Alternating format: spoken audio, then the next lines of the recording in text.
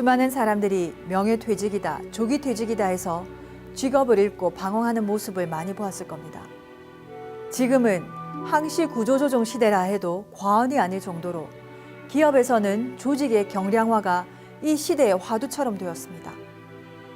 반면 100세 시대라 할 만큼 수명이 늘어 직장인들은 은퇴 이후 제2의 직업까지 생각하지 않으면 안 되는 시대가 되었습니다.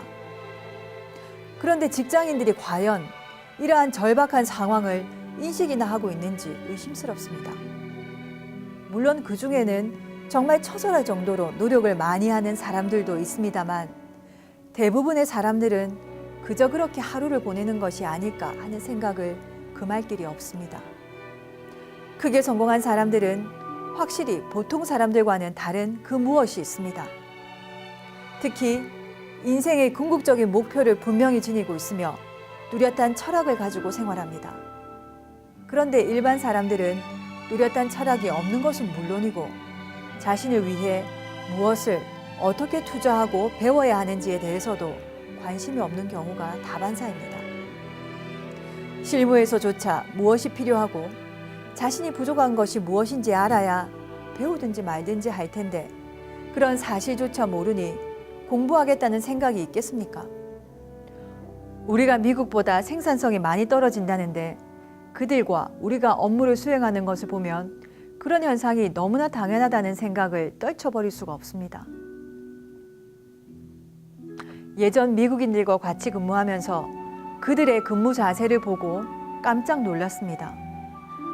미국인 프로그래머가 며칠간 잠을 자지 않으면서 일을 하는데 커피와 비스켓 정도로만 허기를 달래며 식사도 옳게 하지 않아 그 연유를 물었습니다. 그 사람 하는 말이 내가 만약 정상적인 식사를 하면 배변을 봐야 하는데 그러다 보면 힘들어 용을 써야 하니 로직이 깨질 우려가 많아 그렇다는 겁니다. 걸음걸이도 터벅터벅 걷는 것이 아니라 발바닥을 조심히 밀고 다니고 커피 타임이 아니면 일체 잡담도 없습니다. 일할 땐 집중하고 몰입하여 업무 완수를 하고 휴일을 만끽하며 심신의 여유를 찾고 자신을 위한 재충전의 시간을 갖습니다.